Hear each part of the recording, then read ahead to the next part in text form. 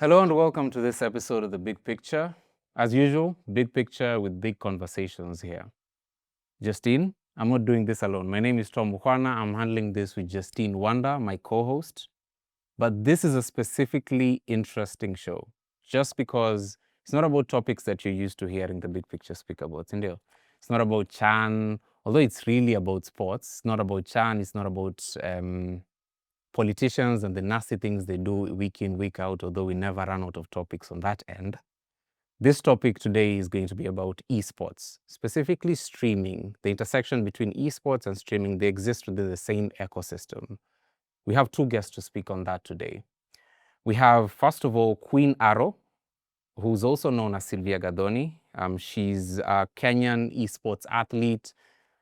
Queen Arrow, correct me if I'm wrong, the only Kenyan signed by Red Bull. Yeah. Am I right? The first Kenyan Red Bull athlete.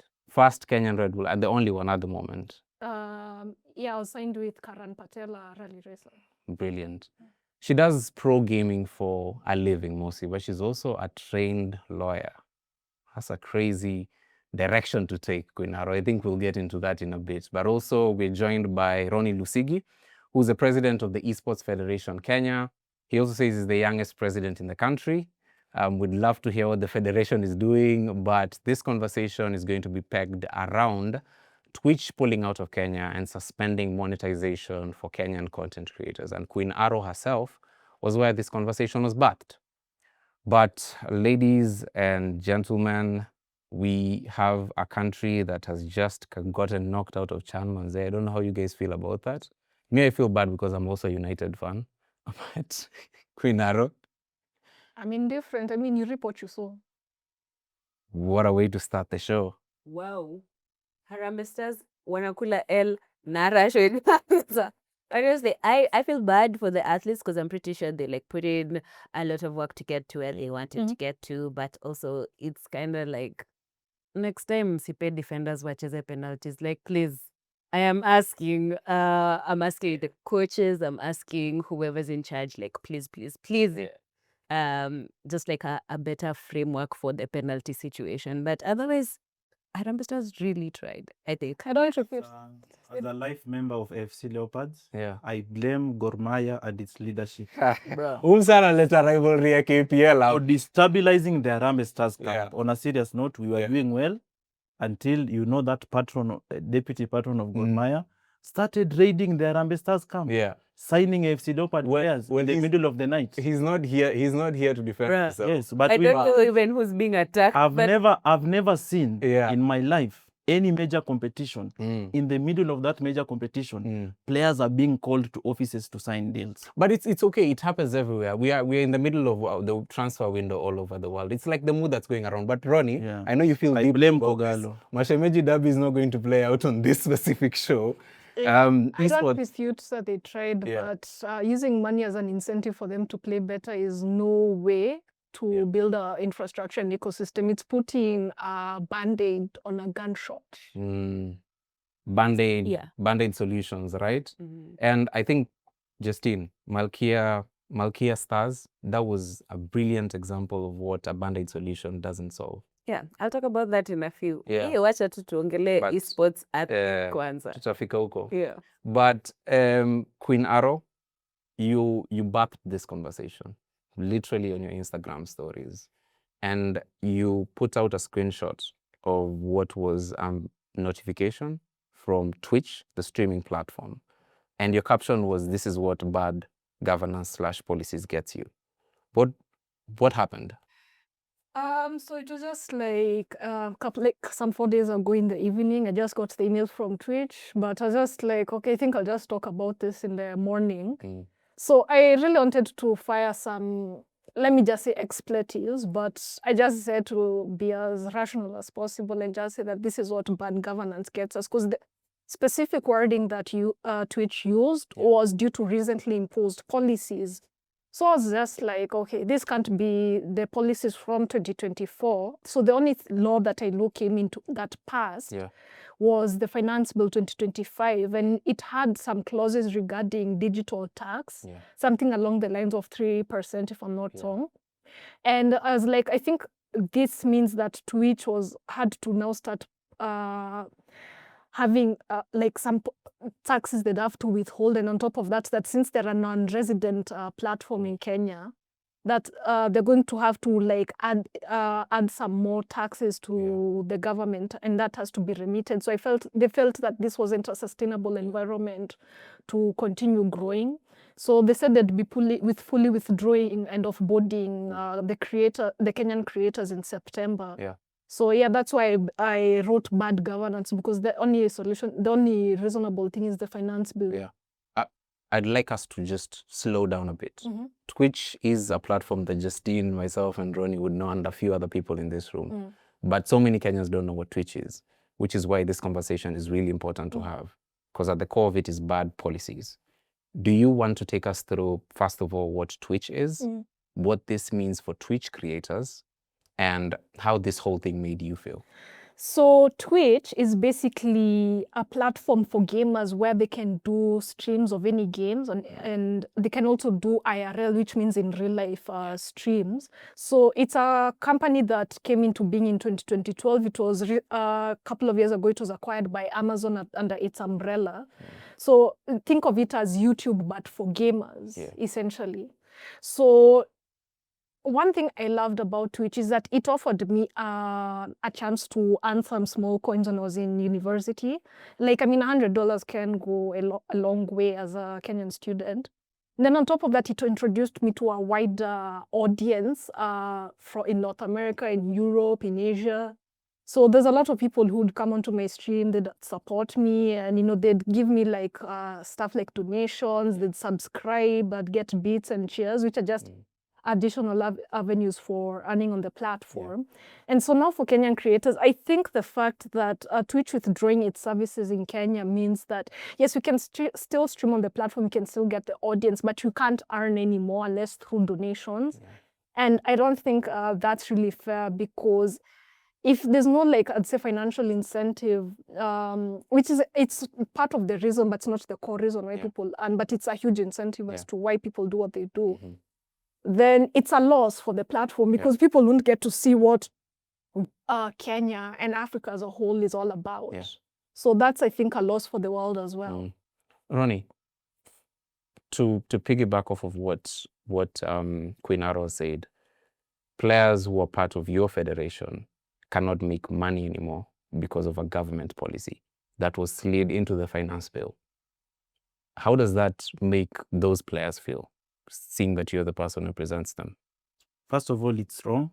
That policy that introduced more taxes to digital platforms, it points to the teething problem we've had as a nation, where decision makers are not in tune with the reality on the ground. Or it also points to this global challenge that governments have when it comes to matching their policies with advancing technology. Technology seems to be moving faster. It also, on our side, is an indictment, because we should do better in terms of representation.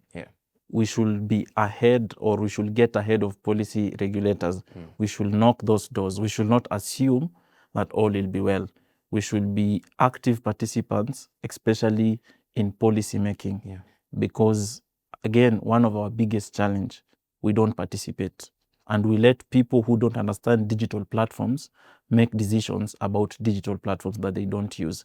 And 1 year is a very long time in the digital economy. You cannot, in my view, we should not even have year-long policies when it comes to digital economy. They should be live policies, because today something can be twitched on TikTok to change how TikTok works. We cannot wait until Finance Bill 2026 to improve that. In my view, there's a need as a country for us to rethink the digital economy and how we govern it or how we regulate it. Because the issue of just looking at the numbers and saying, oh, this is what people are making, so next year, if this is what these people are making, this is what we'll collect. It doesn't work that way. She knows Twitch was not there 10 years ago. YouTube was there. So you can look at Twitch and move all your energy towards there. Or maybe they are targeting another platform and they're not aware of other emerging platforms. So for me, I think we really need a rethink on how we create policies on the digital economy. I think you're saying we need a rethink of the policy, but like, and this is a question to you both. I'm very curious on what like a live policy would look like for something like Twitch, even if it's just spitballing, because I'm not like an esports athlete, but I do know my friends who want to get into it. And it's very heartbreaking to see someone with Queen Arrow's track record and all the statistics that she has behind her have to lose revenue, and there's no kind of supporting structure to follow up on like something that's been taken from her. So from both of you, what would be like a live policy look like to protect emerging digital spaces and to protect people who want to get into this particular space? Okay, I think honestly, not everything in this country needs to be taxed, if I'm being honest. Because I know like regions like the UAE, I don't think they even bother touching it with digital tax. Like, all I know is like at most they're coming for 2 million shillings, which is a drop in the ocean in terms of the revenue targets that they're trying to reach with the new finance bill 2025. I think this is one sector that they could have done without. And I think if I recall correctly, once Kibaki came into power in 2003, I do remember that he'd reduced the amount of tax, saying that I'm not going to tax anything for the next, let's say, 2 or 3 years. Then after that time period comes to allow people to have money in their pockets, then that's when I'm going to start coming in with charges. So if, let's say, they'd created something like, we're not going to touch the digital sector, we're going to create incentives that allow you guys to come with money into your pockets, then maybe like 2, 3 years from now, we can come revisit that issue. I think that would have been a boon. In all honesty, it would have been a show of goodwill for the Kenya Kwanza administration, but we don't have any leaders with foresight, unfortunately. I agree with her. That's because we think it's a very small thing. So to the biggest decision makers, they're like, wonder, handle that digital tax. They're honestly listening to people who don't have a clue about this. Also, I'll go back to our side on organization.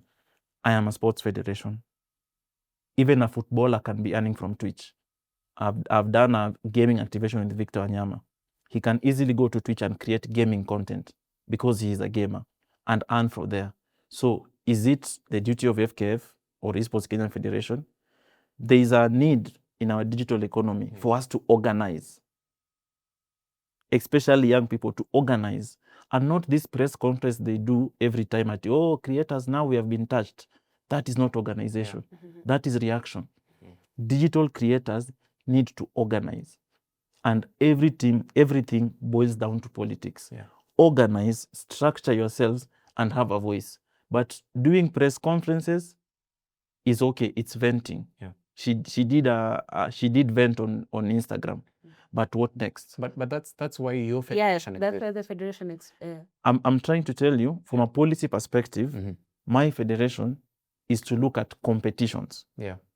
Okay, it's to look at sport. Twitch centers on the digital economy.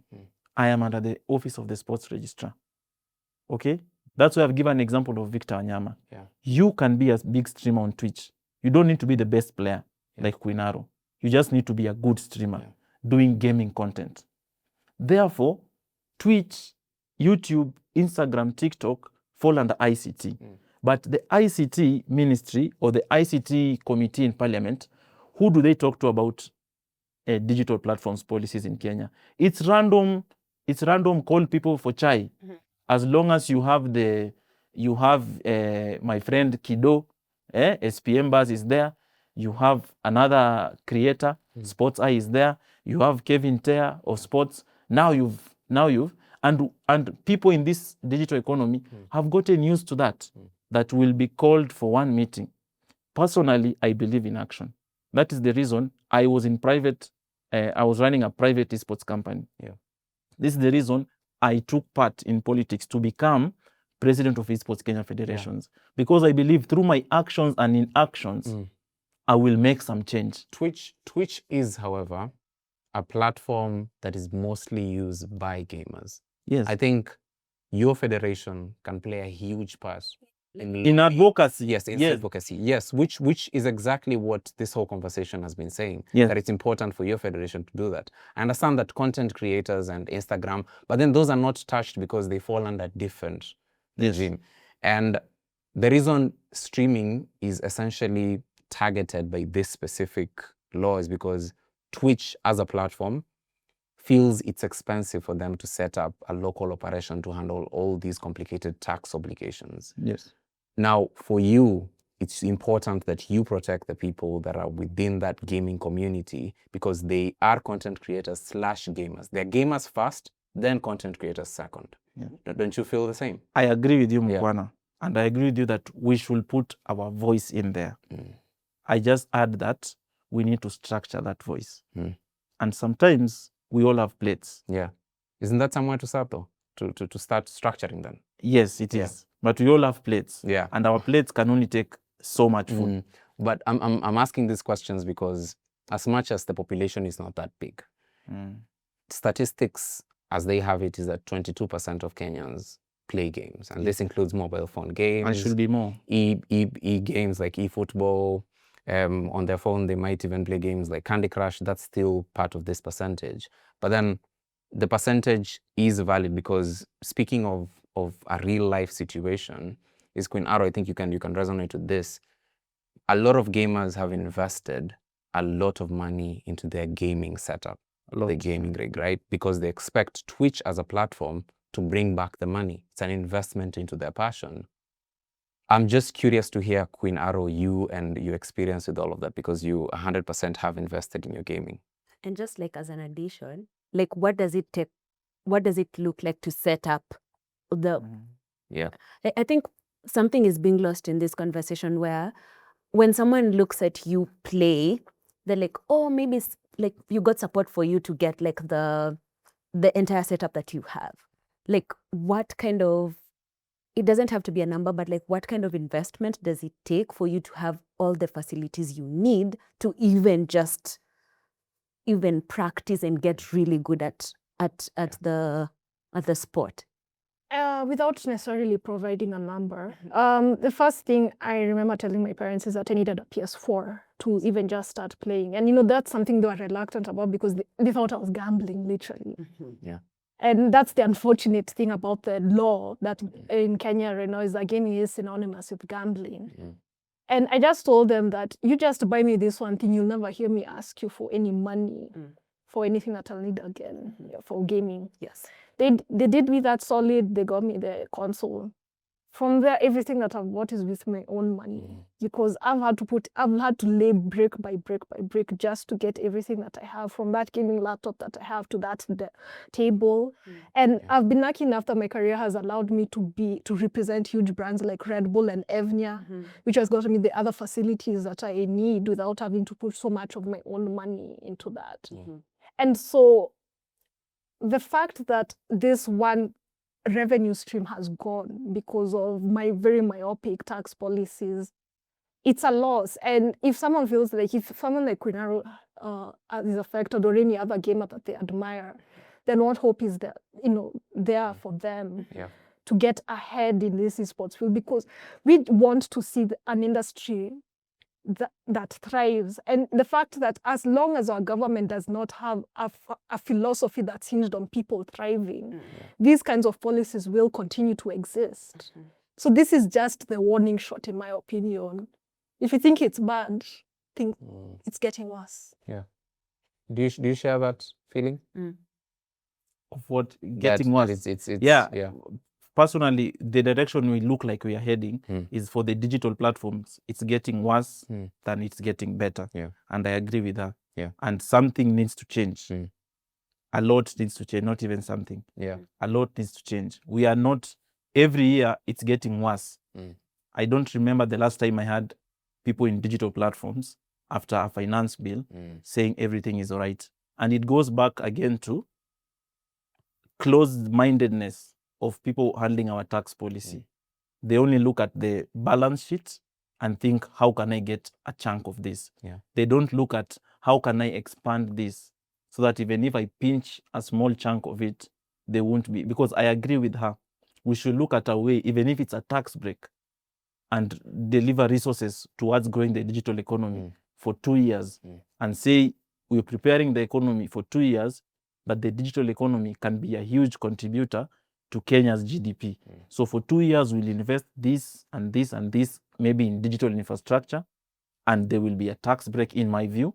And then after this period, we can start taxing it, and in this way. Because at the moment, it's reaction. And the problem with this action, reaction, inaction is that once it happens, it takes 12 months to correct. And 12 months, her landlord does not want to hear about you are waiting for another finance bill. Or if she had a daughter like me, that daughter needs to know where am I going to buy a new toy, another thing. So it's very terrible. And Justine, I don't know if you agree with this. I do agree, but one of the things that I think is not being seen, and there's a lot of privilege that's attached, and as Queen Ara has pointed, like she got lucky that your parents were like, okay, we don't fully understand it, but we can get behind it even if we don't understand it. There are people who are on the other extreme end of things where you need way more community for them to be able to even build something. So I'm pretty sure there are people who play, I think, FIFA or like the eFootball athletes. Like these particular people are more dependent on like maybe a community built thing. Like someone in the community has the resources, they set up the thing. Then maybe if you're interested, you can get in there and or play. they sacrifice. There's a boy who's just won 500K 3 weeks ago. He's 20 years old. I know from a fact because he told me he was going to shop for a streaming setup.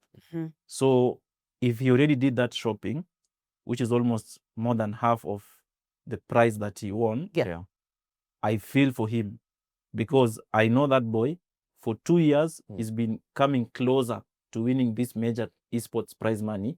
He's not winning. He's called Harry Kappa. This year is his year. He's won 500K. And now he's invested it in his streaming setup.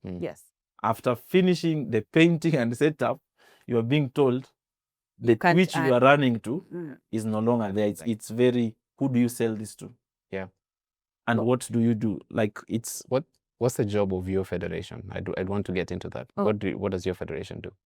Just like to piggyback off of that, I think also there's something that's being lost around like the privileges of like for someone to be able to set up, you need like a huge chunk of investment initially, right? We're not even talking about like you having enough to eat and a place to sleep for you to be able to even play, right? We're not even talking about the people who don't even have electricity or the internet, because all these things have not been fully invested in as they should be.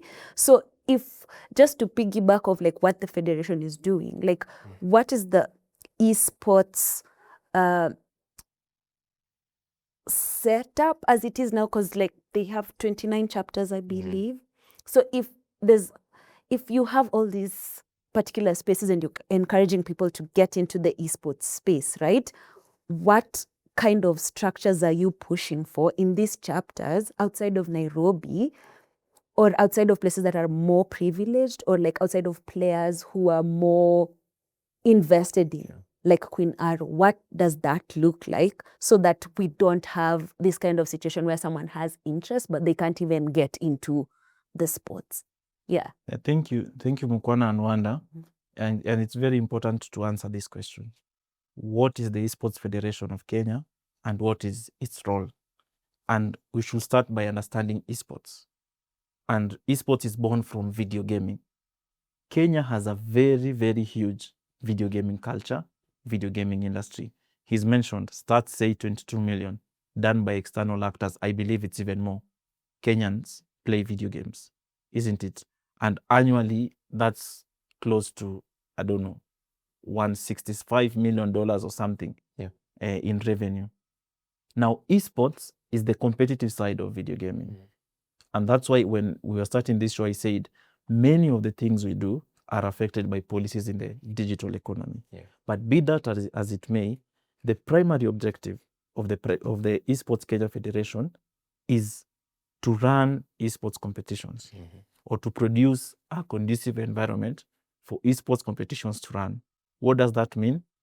people playing on PlayStation shops here and there, people playing online, is first to put people from casual video gaming, because everybody starts as a casual gamer, and to bring them in to As competitive video gaming. Also, we have a duty to guide, as I said, produce a conducive environment, to guide the industry or the sport, the practice of esport in Kenya, because we have many private esports actors, whom without, we won't be where we are today. These people are crucial tournament organizers, but there's a need for us to have policies that will guide them, because tournament organizers also need to operate under the law that we have. They need to run fair and verifiable competitions. They need to run competitions where there is no favorism. Be that as it may, we also have a duty now to contribute to the growth of video gaming. And that's why I started with these two, because it's not easy from where we sit. Unlike other sports federations that are 50 years old, like FKF is older than Kenya, or Athletics Kenya. Esports Kenya Federation proper is 3 years old. It was established in 2018 on interim basis, only become fully constitutional in 2023. Esports Kenya Federation does not have an international body that can send it grants annually, like the Football Kenya Federation. You Chan, they're eliminated, they're getting 52 million. We don't have that. So we need to find local ways, innovative ways of raising resources. So is that in the process? We are already acting on that. That's why I said, for example, having spaces. Most talented gamers don't even have the equipment. In 2022, there's a Kenyan boy who went to Birmingham called Styles. He won a competition here and he didn't even have a PlayStation. It's the money he got from Commonwealth Esports Championship that he used to buy it. So what we have right now, we have a partnership with institutions. Our major one being Mount Kenya University. They have given us space.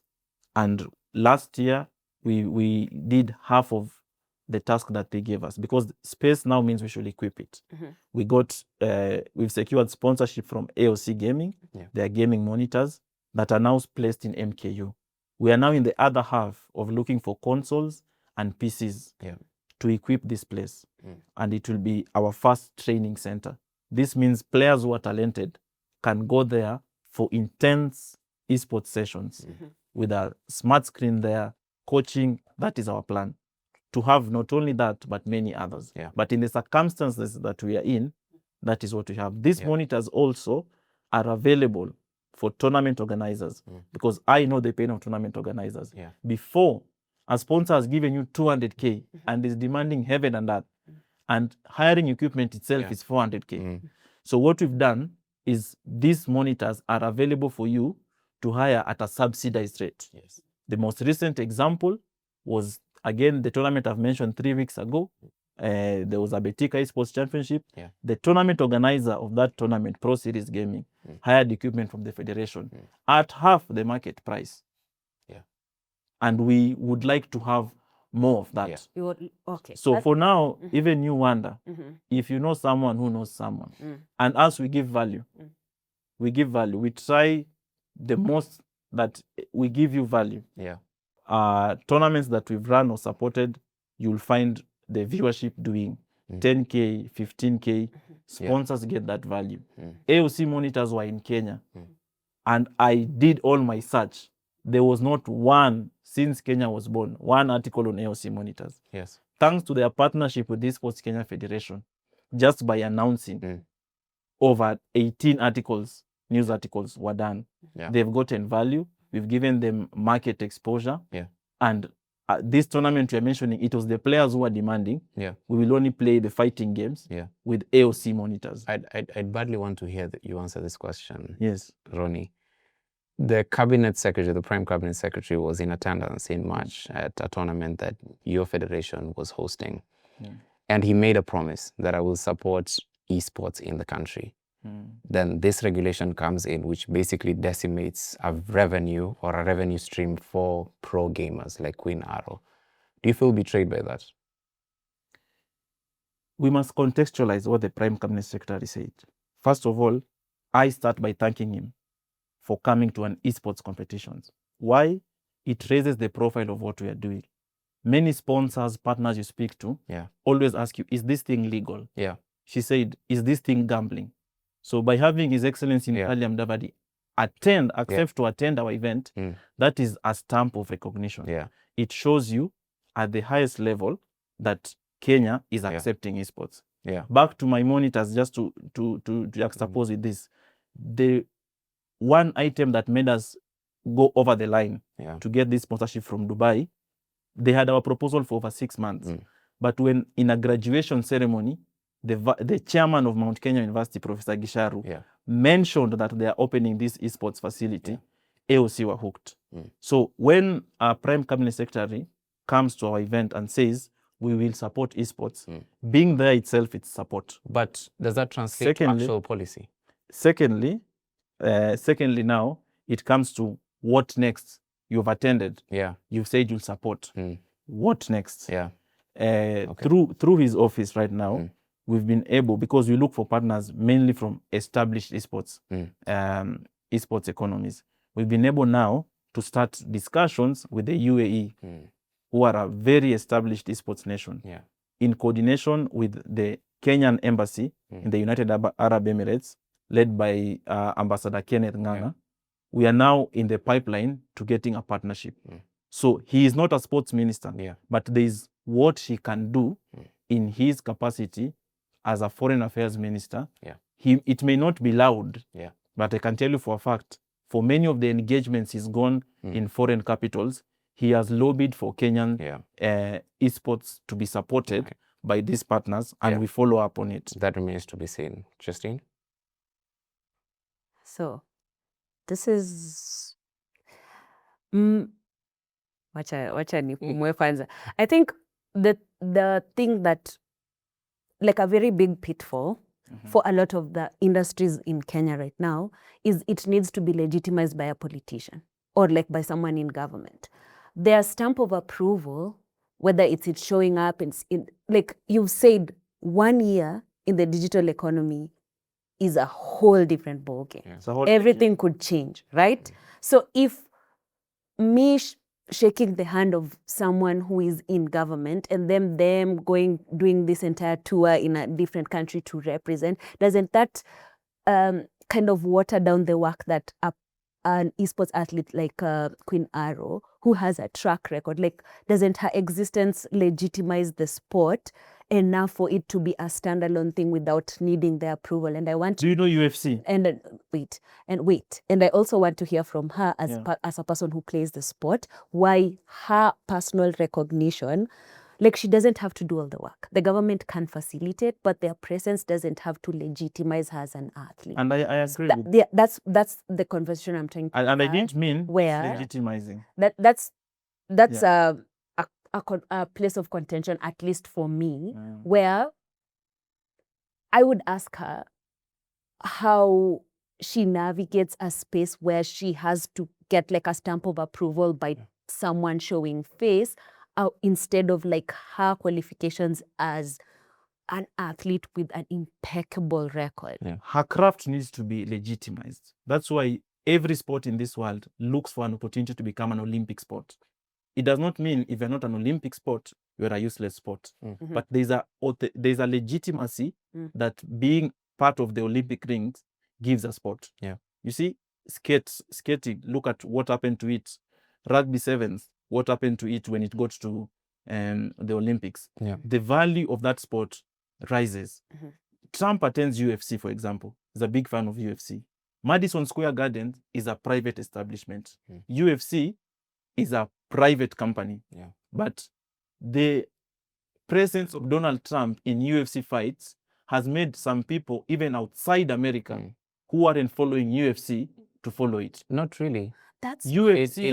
It has hardened the right-wing stance of UFC, which has made it go a different tangent. But and like UFC was actually local politics. But UFC gets their money, the biggest money, as any other sports institution, is from viewership.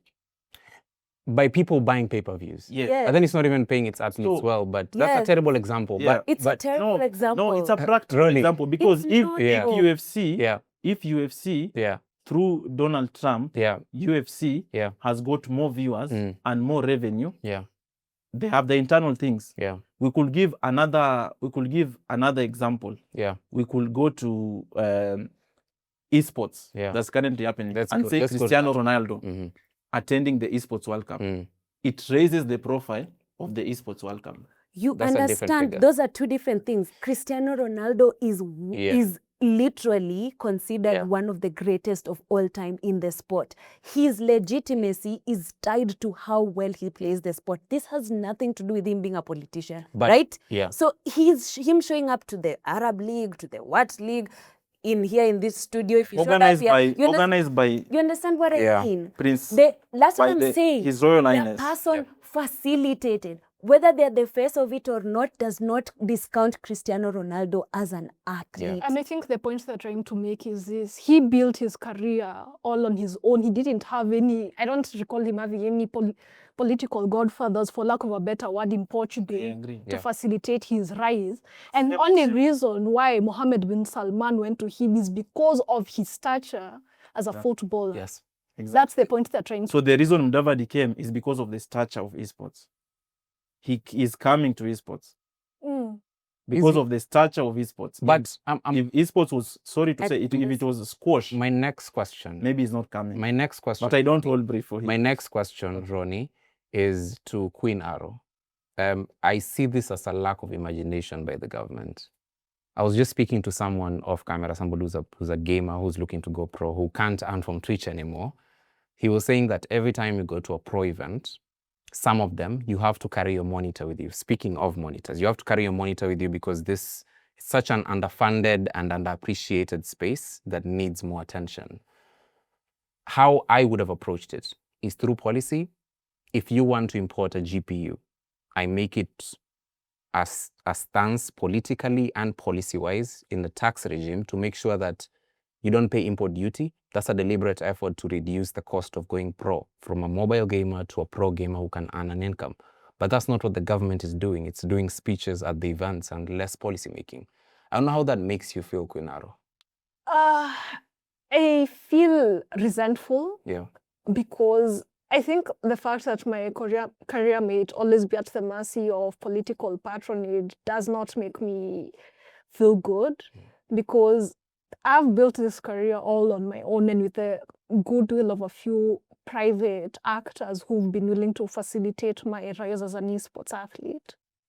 And now that the fact that myopic government policies are hindering my dreams from coming to fruition, it doesn't bode well for the future of this country, because it captures the imagination in that the only way that you can make your way through anything, be it as an esports athlete, be it as a game dev, be it as what, is only if we have the right kind of political connections. And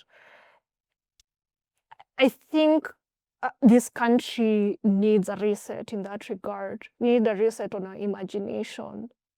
And we need to find a new definition of what constitutes work. If you continue using the definition that was left behind by our former colonial masters, then we're always going to be bound to be history repeaters and not history beaters. Mm. Interesting thoughts. Justine? I absolutely love, because like I usually talk about imagination all the time. And I'm not a whimsical creature. I am actually, like, your imagination actually builds the future that you want to have. And I love that you pointed that out. But also, I just have two last questions for the two of you. What does, like, for a lot of people who are just hearing esports, what are the, like, if you would imagine like a functioning esports world, what would that look like to you as an esports athlete, and what would that look like for you as someone who runs a federation? Wow. Okay. I think for me, a functioning esports world means that our actual real world politics is functioning. And one thing I've always wanted to see is an Africa where we don't have to apply for visas anymore to travel within our own continent. Like, imagine the African Union coming to fruition where we have only one passport. And if today I wanted to go to Togo to participate in a tournament, that because all the facilities are there. Today I'm in Togo, tomorrow I'm in South Africa, tomorrow I'm in Egypt. And I'm just doing that at at a cheap to non-existent price. The same way someone who wants to travel from the UK to go to France can only pay maybe at most £150. That would be a dream, honestly, for this continent. And it means that I no longer have to travel outside of my home country and my home continent to get the success that is due and owed me. That's a very good dream. For me, it's really two things. An ideal place, not just for esports, but for sports in our country, will be where the people with the money have more imagination. As sports federations or sports administrators, we are at a tight place. I can tell you authoritatively, only 5 brands in Kenya, 5, cut across, are serious about sponsoring or supporting sport. And I won't mention them here to market them. One has multiple sports teams and supports rally. One annually supports golf and athletics. Another one supports multiple football team in the Kenya Premier League. And I don't want to go on. The pool for us to get resources is so small. And it's because most of the people handling marketing dollars don't view sport as a place that is a bridge to their consumers. To me, which is a big misconception. What does that leave us with? Patronage. That leaves us with politicians taking advantage of us. That leaves us with Messiah syndrome. That leaves us with difficult choices. But secondly, what I'd like in an esports perspective is for facilities. And I trust that esports facilities are not as expensive as the traditional sports facilities. You need nice amphitheaters with nice space for people to compete, a nice space for people to do some streaming work. I was impressed with, there's a facility called Esports Integrated in Malaysia. It's a wonderful place. They built it with around an equivalent of 250 million Kenyan shillings. It has got streaming rooms. It has got a hall for people to compete, and it has got hall for people to train. For me, 3 or 4 of such facilities would really take us to another level. And that starts with our policymakers reimagining sport. Because in sports, what I came to learn the hard way, this is my camera. All animals are equal, others are more equal than others. You have your rugby, soccer, athletics, volleyball. No matter how futuristic your sport is, you'll pave way. You'll pave way. That's now from a perspective of private sector and government. People are risk averse. I'd rather tell my boss I sponsored a mighty team like FC Leopards and they blew the sponsorship than telling him I tried 10% of that in esports and it went wrong because my boss knows FC Leopards. Oh, FC Leopards are silly. But if my boss doesn't know esports, so I am silly. Why did I go to FC Leopards and not rugby? Why didn't I go to soccer, rugby, athletics? So for me, it's an imagination change, as Wanda is saying, and Kunaro. A cut across imagination change on what sports can do. A deficit of imagination, Justin. That's what we keep saying on this show, week in, week out.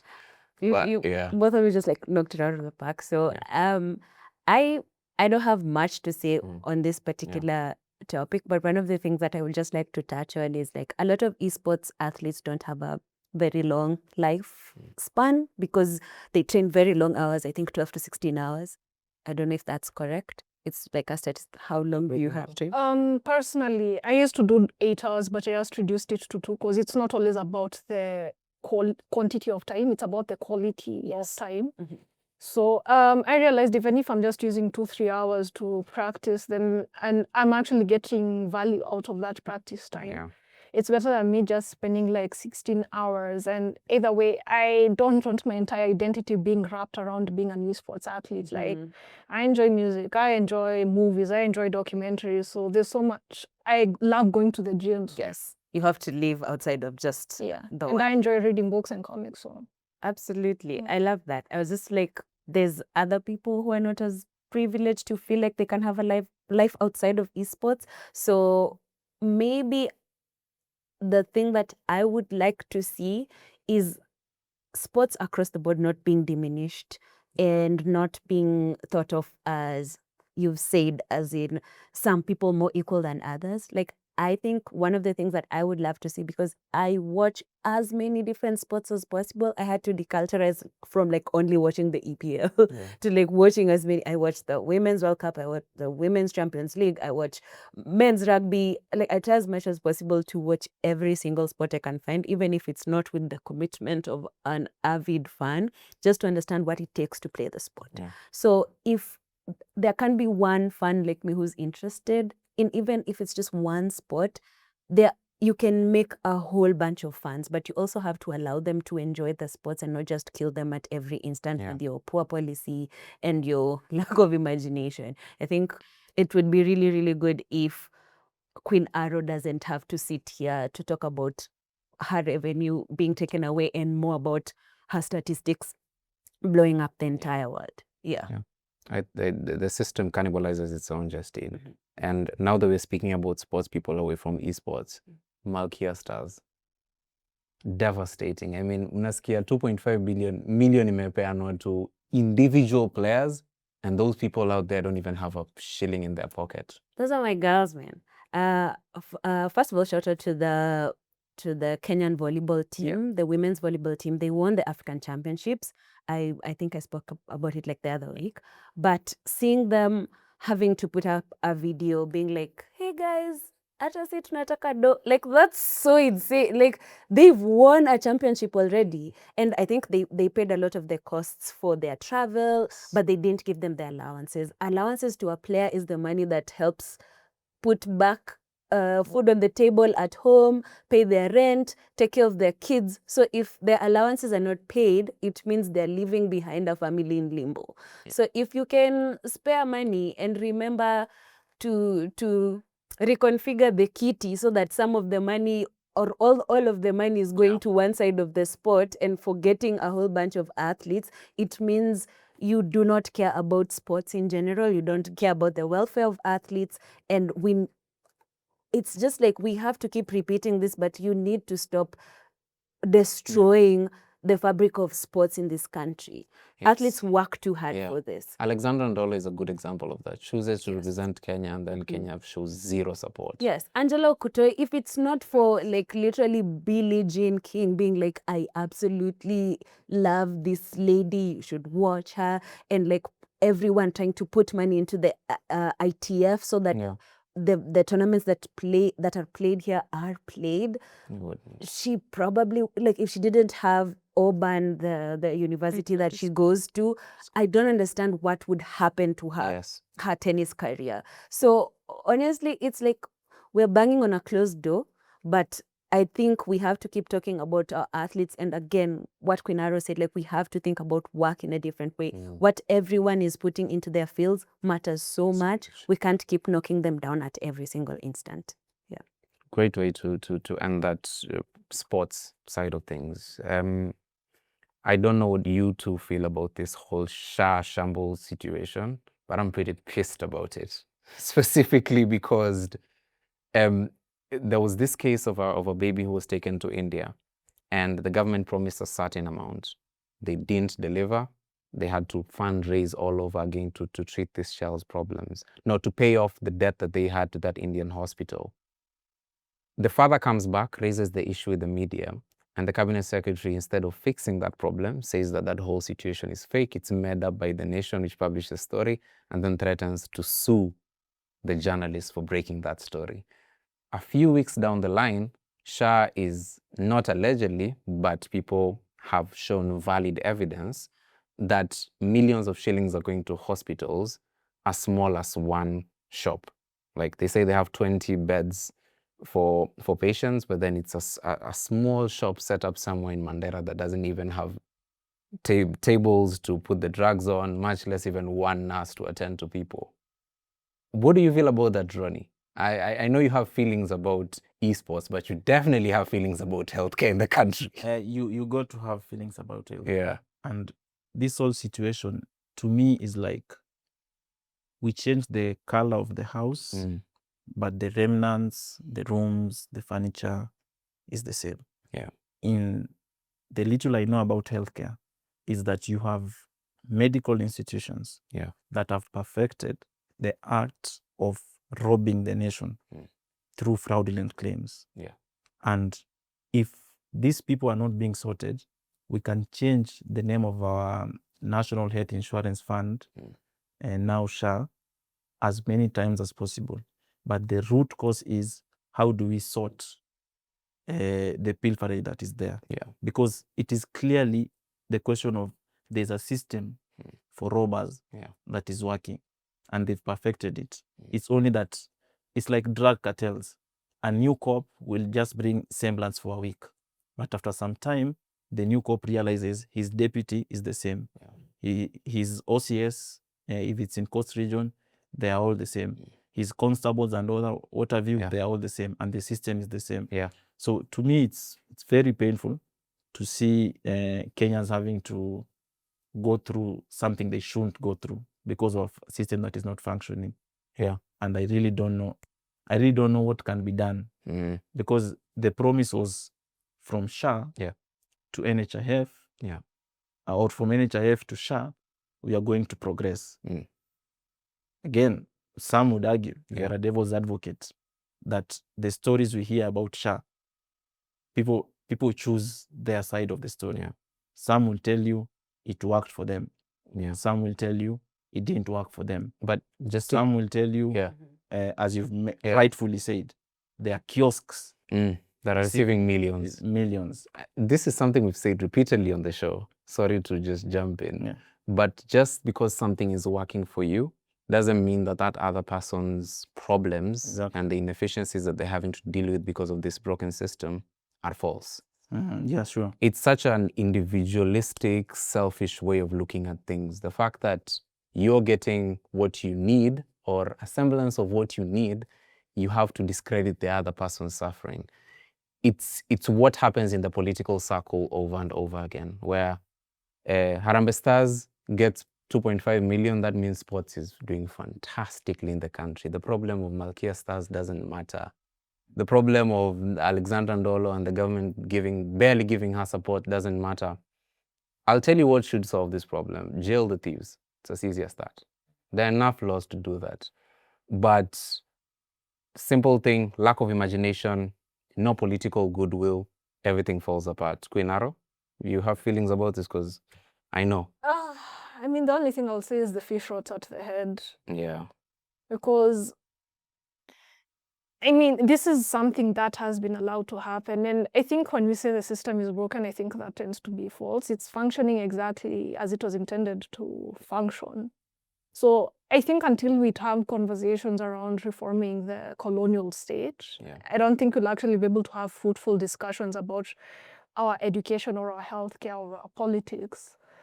I think we also need to have a philosophy which this country has lacked since 1963. Our philosophy is not hinged on people thriving. It's basically capitalism 101, and it's a few people thriving while the rest of us can go to hell. We have a philosophy. It's only that we are ashamed of saying. What's the philosophy? Because it's a bad philosophy. We are a corrupt people. We don't like saying it, but that's the Kenyan philosophy. Not Kenyans are corrupt. It's the political class that is corrupt. That's another folder, Justine, that if we open, but we enable it. We the people. No, you and can't. As you say, when people, majority of people, I'm not saying all people, majority of people, when corruption works for them, they are silent. Corruption doesn't work for them. When it does not work for them, they are loud. Like right now, we have these issues you're mentioning of healthcare. Many people are loud. A year or 6 months to election, handouts start reaching these people. Now corruption is working for them. He's buying a new sneaker. Corruption is working for them. He's a campaign manager. Corruption is working for him. Then after election, they are dumped. Corruption is working against them. You cannot blame a hungry man for taking leftovers. That's exactly what is happening. You're taking away from the people. Then when you give them the 1% of what you took away from them, that significant amount of money or food that you took and stole from their table, and you give them scraps and the crumbs, if they take it, you turn it on them and you're like, oh, that's a you problem. You're the problem. I think this is a conversation that will take majority of the show, but I fundamentally disagree with that. We need to change. The politicians need to stop stealing money. But that's another conversation. I think we should invite you over for something else aside from esports, man. You can light this place up.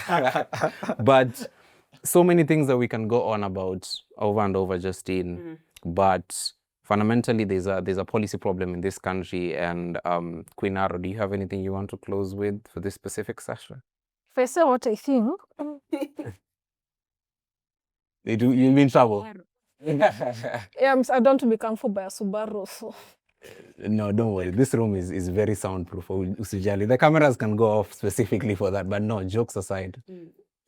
This whole thing has been discussed at great length on this show, but we need to know what happens next. Well, honestly, until we fix our education system, we fix our we're not fixing our politics, because this country cannot thrive on the policy that's made by the 3%. Everyone has a role to play in the great work ahead. You have a role, you have a role, I have a role, he has a role. The crew behind us, they have a role as well. So the moment we stop delegating it to our politicians who clearly show that they don't give a damn about us, then I'm sorry, there's no way this country is going. Everyone has to play their role. Individual responsibility. Yeah. Ronnie, what next? I want you to specifically speak about the Twitch situation and support for esports. For the Twitch situation, it's an unfortunate situation. I'd say for us, what next is to raise as much advocacy against this matter and many more other matters that affect the welfare of esports players. We have the Twitch situation. We also have criminal actors who organize competitions, promise prize money, collect registration fee from players, and flee. Some of them don't even flee. Some of them are very active, calling themselves esports experts. And they have claims of players, documented claims of players, asking for this money. It puts us in a tight space as a federation, because the little money you want to raise to support players, they are coming for you to use it as legal fees. And legal processes are tiresome. So we must speak out against bad policies. We must speak out against bad actors. And we must also unite towards proper causes. The biggest challenge we have in esports, as in other, let's say, creative industries, is a lot of individualism. People believe in, we don't need a body. We don't need an association. That thing has costed us and will continue to cost us. It translates even to the larger political scenario where we don't need a party or something like that. You need it. We need to organize, and I'm inviting everyone with passion, everyone with interests to join us in moving esports in Kenya forward. Because together we can do more. Today, we are calling on tournament organizers in esports to come together on a round table so that we can have common policies, which are not there. Many won't come. I'm smelling tomorrow BCLB can come and say esports is gambling. Then people will start coming. It happened to video game shops. You know, you've documented them. You've seen PlayStation shops being robbed. Our friends on PlayStation shops are also another example. It's better to unite before. I'm not shifting blame, but when the robberies are intense, there's a lot of unity. The WhatsApp group is active. When they come down, people can't even meet for tea. It cannot be that, as you said, we only meet when you believe you benefit. It should be we meet to mitigate injuries that may come to us. But the culture we have so far, people meet when they're hurt. People meet when they want to eat and other things. But as they say, what is lost in the fire will recover in the ashes. What a way to end your statement. I agree. I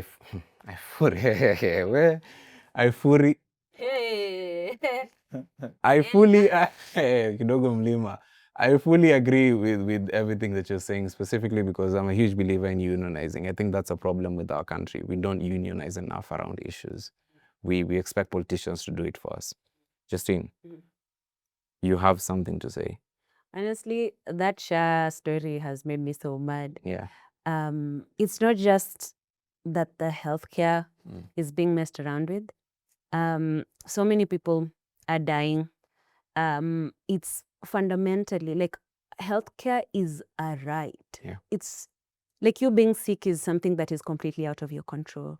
And walking into a system that will literally throw you away, wakwambie, hey, cheers, bye, kama una pesa, I can't treat you, is a fundamental reduction of your value as a human being, and you're not even being thought of as someone of interest. The Health CS has come out to say all those healthcare facilities that were flagged by Kenyans over the weekend as being fake did not receive money after May because all of them were blacklisted. Yeah. But there's literal statements that show payouts went out in August. So if they were closed down in May, where are their receipts for August? Tafadhali, like if you're gonna try and compensate for your incompetence, at least make it believable. Kenyans are losing money, not just on their paychecks, but when it comes to the most critical part of like you have to pay double. If you don't have cash, utakufa tu, and that can't be our healthcare policy. Yeah. Our healthcare policy, again, as Queen Ara said, we have to do a lot of people-centered developments for us to go anywhere. Otherwise, we're just trading our life for someone who's gonna shout out their fellow politicians or like benefit from a system that doesn't work for a lot of people. So whether it's in healthcare, whether it's in sports, whether it's in esports, in whatever facet of this particular country, we have to work from a point that people matter, their lives matter, their livelihoods matter, and their futures are not to be traded for politics, for cheap politicking. Their futures are not supposed to be traded for mouth shenanigans. We really can't do this anymore. People's lives are at stake, so we need to lock in and do the right thing. Yeah, I know that, and you asked the fundamental questions. Are Malkia Stars not Kenyans? Are Harambee Stars players more Kenyan than Malkia Stars? Yeah, but they mwache mchezo. Pay players what they deserve. I'm actually very mad. Yeah. I can't fully express the range of my anger today because I'm trying to contain myself. But honestly, the inventor of video cameras, thank you so much for coming to the help of a lot of people who probably their stories would have been gossip. So we really... I think the Volleyball Federation should speak. They've been so silent, the new leadership. They are my friends. Federations. They should speak. They should speak. Yeah. Federations. I really hope that your federation is going to be different, Ronnie. Yeah. It's already different. Yeah. Hatuna deni ya mchezaji. Hopefully. Hopefully. Now, I hope watakula those Harambee Stars, because from what I heard is that some players, Hussein Mohammed, the president of FKF, was on Citizen yesterday, and he said that some players are yet to receive their allowance. Yeah. I hope he itatoka. But I know itatoka just because of how on the spotlight Harambee Stars are. Lazima tuyo pesa. Yeah. But we like to end this show with a particular part where we like to call it the public participation section. This is where we hand the power back to you and update you on bills that are up for discussion. You can submit your memorandum. You can express yourself on social media. I believe that should count. For today, it's the Quality Healthcare and Patient Safety Bill. This is a bill that was introduced this year. It's the 2025 bill. It's just gone past the first reading. It's put for public participation. You can submit your opinions to the clerk of the National Assembly. Whether your opinion will be taken into consideration is something that is entirely in the hands of the National Assembly, but it's important that you express yourself in the ways that matter. But this bill is important specifically because we've seen a lot of things. Emergency care in Kenya is in ruins. If you get knocked down by a car, or if you're terribly ill and fatally injured by something and you're taken to a hospital, some of them can turn you back and you will not have any recourse. Funding for some of these institutions, like the Kenya Medical Practitioners Union, all of them, those institutions are barely being heard by government. Most of the times it's a normal thing to hear doctors going on strike. This bill can, from your interpretation, remove the power from the hands of these unions or give them power, give the possibility of good healthcare to you or take it away from you. Go read the bill, familiarize yourself with it, and submit your opinions by 5th of September. The other bill is the Kenya Judiciary Academy Bill. This one will affect people in the judicial arm of government and people who are practicing law in the country or anyone who's looking for recourse. Go read these bills, look at them, express yourself. Express yourself, whether it's through email or going to these public participation forums when they happen. We want to end this show on a very light note. Queen Arrow, how did you even end up doing law and esports at the same time? I mean, I've been playing video games since I was 3 years old. What was your favorite growing up? Tomb Raider and Ape Escape 3. So my brother and my cousin are the ones who introduced me. Eat law is something that I just did because my parents fell to the path beyond. I used to play basketball in undergrad, but I switched that with to esports after my first tournament back in 2017. I felt it was more preferable. Yeah. So that's how I kind of decided to marry the two. And I also did my undergrad thesis on microtransactions in video games using the Kenyan Constitution as my foundation. This is exactly what we've been speaking about. Yeah, umesikia kuna blueprint. Like literally, she understands the game. Like that's... She plays it and understands it. Yeah. Kuna soft copy, tumia watu. Yeah. So that they can send to viewers. Man, how do you even... to viewers. And how do you even get time to do all those things, man? And you also say you go to the gym. Absolutely amazing. It's crazy, but so much has been said on this episode today. I find this to be one of the most fun and enlightening episodes. I hope you feel the same way. That's it for us from The Big Picture. See you next week, a whole nother topic. Maybe we'll have you guys back to speak on different things because you're all just very competent in so many fields more than e-gaming. But you enjoy the rest of your evening. Thank you so much for watching The Big Picture. Catch you on the next one. Good night.